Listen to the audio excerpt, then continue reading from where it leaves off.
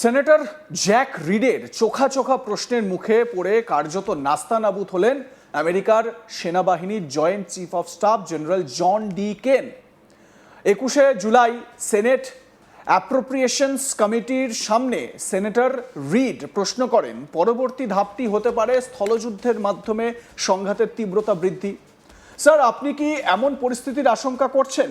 জবাবে কেন জানান, আমার মনে হয় কাল্পনিক বিষয় নিয়ে মতামত দেওয়াটা খুব একটা ফলপ্রসূ হবে না।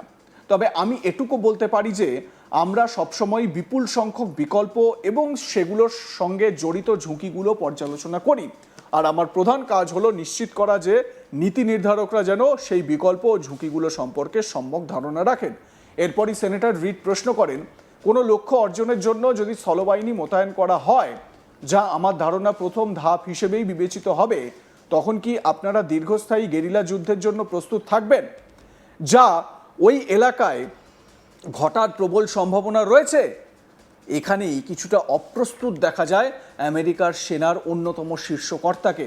তিনি জানান, যথাযথ সম্মান রেখেই বলছি, কাল্পনিক পরিস্থিতি কিংবা ভবিষ্যতে প্রেসিডেন্ট কোনো সিদ্ধান্ত নেবেন কি নেবেন না সেসব বিষয়ে মতামত দেওয়াটা আমার জন্য সমীচীন হবে না। কেনের শেষ করা উত্তর থেকেই সেনেটর রিড প্রশ্ন করেন, আপনি কি প্রেসিডেন্টকে জানিয়েছেন যে স্থলযুদ্ধের ফলে আমাদের সেনা, নৌ, মেরিন ও বিমান বাহিনীর সদস্যদের জীবনহানির বড় ধরনের ঝুঁকি রয়েছে এবং এর ফলে ওই এলাকায় সম্ভবত একটি দীর্ঘস্থায়ী অপ্রচলিত যুদ্ধের পরিস্থিতি তৈরি হতে পারে? জবাবে আমেরিকার সেনার জয়েন্ট চিফ অফ স্টাফ কেন বলেন, আমার মনে হয় না যে ইরানিরা সহজেই হাল ছেড়ে দিয়ে বলবে, ইরানে আপনাদের স্বাগত। সেনেটর, আমি সবসময় প্রেসিডেন্টকে বিভিন্ন সামরিক বিকল্প এবং সেগুলোর সঙ্গে জড়িত ঝুঁকি সম্পর্কে পরামর্শ দিয়ে থাকি।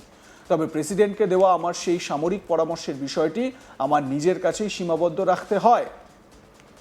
এবার আপনাদের শোনাই সেনেটর জ্যাক রিড ও আমেরিকার সেনার joint chief of staff general John D কেনের সেই কথোপকথন শুনুন।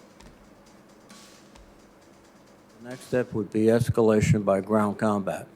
Do you anticipate that escalation? Sir, I think it'd be unhelpful for me to opine on hypotheticals. What I can tell you is we always develop an unbelievable amount of options and the associated risks, and then my main job is to always ensure that leaders understand those options and the risks. Now, if you employ ground troops to seize objectives, which I would assume would be the first stage, are you prepared for an extended guerrilla war, which would likely happen in that area? Sir, with all due respect, I think it'd be unhelpful for me to opine on hypothetical situations on whatever decisions the president may or may not take in the future. Have you advised the president that a ground combat would be very expensive in the lives of our soldiers, sailors, Marines, airmen, and also could probably lead to an extended unconventional war in that area? I don't see the Iranians sort of throwing their hands up saying, welcome to Iran. Senator, I always advise the president on a range of military options and all of the risks that are contained within that, but I have to keep my military advice to the president private. এখানেই শেষ নয়।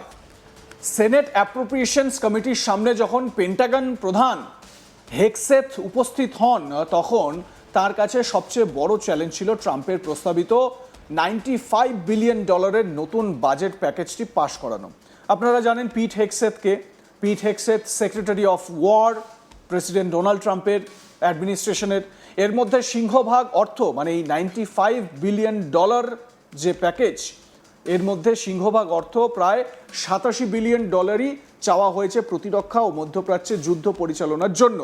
Hegseth বারবার যুক্তি দেওয়ার চেষ্টা করেন এই অতিরিক্ত সামরিক তহবিল অত্যন্ত জরুরি এবং অবধারিত। তার মতে এই অর্থ না পেলে আমেরিকার সেনাদের বেতন আটকাবে, শেষ হয়ে আসা গোলা বারুদের ভাড়া দ্রুত পূর্ণ করা যাবে না এবং চীন, রাশিয়ার মতো প্রতিপক্ষের সামনে আমেরিকার সামরিক বাহিনীর মারাত্মক আঘাত হানার সক্ষমতা ভেঙে পড়বে।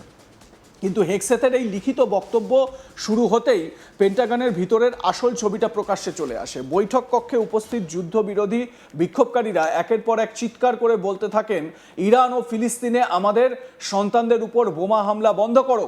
বিক্ষোভ সামলে হেগসেথ যখন আবার বলতে শুরু করেন, তখন সেনেটর প্রবীণ ডেমোক্র্যাট সদস্যরা তাকে রীতিমতো কোণঠাসা করে ফেলেন। ডেমোক্র্যাট সেনেটর প্যাটি মারে সরাসরি তোপ দেগে বলেন, এই যুদ্ধ এখন পুরোপুরি নিয়ন্ত্রণহীনভাবে পেঁচিয়ে যাচ্ছে। ট্রাম্প আমাদের 40 বারেরও বেশি বলেছেন যে একটা চুক্তি নাকি প্রায় হয়েই এসেছে, যুদ্ধ থামবে, আর এখন তিনি আরও $70 বিলিয়ন চাইছেন যাতে আমরা অন্ধের মতো তার উপর বিশ্বাস রাখি। এই বিষয়ে সেনেটর প্যাটি মারের সঙ্গে প্রতিরক্ষা সচিব পিট হেগসেথের কথোপকথন শুনে নেওয়া যাক। How did Iran shrink ship traffic in the strait to a trickle again last week? We pushed almost, I believe, between 400 and 500 million barrels of oil under the nose of Iran over the course of Project Freedom, which went underground, which I acknowledged after we did so covertly because it was more effective to do so quietly than to do so publicly. So we've been in control of moving traffic through there for quite some time. Will they retain the ability to recklessly shoot at commercial shipping? And that's what happened. We had a ceasefire, and then they shot at commercial shipping Well, you recklessly also as a said state. at That's that what changed it. same press conference, and I'm going to quote you, you urged Iran to, quote, let innocent ships pass freely. These international waters belong to all nations, not to Iran to tax, toll, or control. Last week, President Trump said the U.S. would charge a 20% toll to each ship to pass through the state. So based on your opposition to tolls, did you talk to the president out of that idea, or did someone else? Iran's not charging tolls, and they're shooting at ships right now. But Trump said that he wanted to charge a 20% toll. We have a blockade right now of all Iranian ships and Iranian ports, Didn't answer and the question. it's effective. How did Iran shrink ship traffic in the strait to a trickle again last week? We pushed almost, I believe, between 400 and 500 million barrels of oil under the nose of Iran over the course of Project Freedom, which went underground, which I acknowledged after we did so covertly because it was more effective to do so quietly than to do so publicly. So we've been in control of moving traffic through there for quite some time. Will they retain the ability to recklessly shoot at commercial shipping? And that's what happened. We had a ceasefire, and then they shot at commercial shipping Well, you recklessly also as a state. said at That's that what changed it. same press conference, and I'm going to quote you, you urged Iran to, quote, let innocent ships pass freely. These international waters belong to all nations, not to Iran to tax, toll, or control. Last week, President Trump said the U.S. would charge a 20% toll to each ship to pass through the state. So based on your opposition to tolls, did you talk to the president out of that idea, or did someone else? Iran's not charging tolls, and they're shooting at ships right now. But Trump said that he wanted to charge a 20% toll. We have a blockade right now of all Iranian ships and Iranian ports, Didn't answer. and senator Dick ডারবিনের প্রশ্নের মুখে বাধ্য হয়ে Hegseth $37.5 billion খতিয়ান তুলে ধরেন বটে।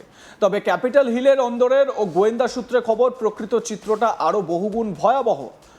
আমেরিকার একাধিক শীর্ষ সংবাদ মাধ্যমের গোয়েন্দা সূত্র দাবি করছে, পেন্টাগনের এই $37.5 বিলিয়ন হিসাবের মধ্যে মধ্যপ্রাচ্যে ধ্বংস ও ক্ষতিগ্রস্ত হওয়া আমেরিকার সামরিক ঘাঁটিগুলোর পুনর্নির্মাণ খরচ, হরমুজ প্রণালীতে ব্যাহত নৌবাণিজ্যের পরোক্ষ ক্ষতি এবং দীর্ঘমেয়াদে আহত সৈন্যদের চিকিৎসার বিশাল খরচকে যুক্ত করাই হয়নি। আমেরিকার সাধারণ মধ্যবিত্ত পরিবারগুলো যখন মূল্যস্ফীতির চাপে হাঁসফাঁস করছে, তখন পেট্রোলের লিটার প্রতি দাম আকাশ ছুঁয়েছে। ঠিক তখনই যুদ্ধের পেছনে এই লাগামহীন অপচয় নিয়ে সরব হয়েছেন নিউ ইয়র্কের ডেমোক্র্যাট সেনেটর কার্স্টেন গিলিব্র্যান্ড। তিনি পেন্টাগন প্রধানের মুখের ওপর প্রশ্ন তোলেন যে আমেরিকান পরিবারগুলো যখন সন্তানদের পাতে খাবার জোগাতে পারছে না, তখন ট্রাম্প অ্যাডমিনিস্ট্রেশন সীমাহীন বোমাবর্ষণের জন্য হাজার হাজার কোটি ডলার চাইছে কেন? হেগসেথের একঘেয়ে উত্তর ছিল, তিনি সঠিক সময়ে সঠিক বোমার জন্য বাজেট চাইছেন। এ বিষয়ে সেনেটর ডিক ডারবিনের সঙ্গে প্রতিরক্ষা সচিব পিট হেগসেথের কথোপকথন শুনুন। Do you have a new estimate about what the war has cost us so far in this, the 5th month of the first year of this war in Iran? Senator, the estimate we have as of today is $37.5 billion. And is the current activity, which we've been told about, the exchange of fire back and forth in Iran, an indication that that number is going to go up in the months ahead? Like, comment, share করে আপনাদের মতামত জানান। দেখতে থাকুন আজ তাক Bangla, subscribe করুন আমাদের ইউটিউব চ্যানেলটি।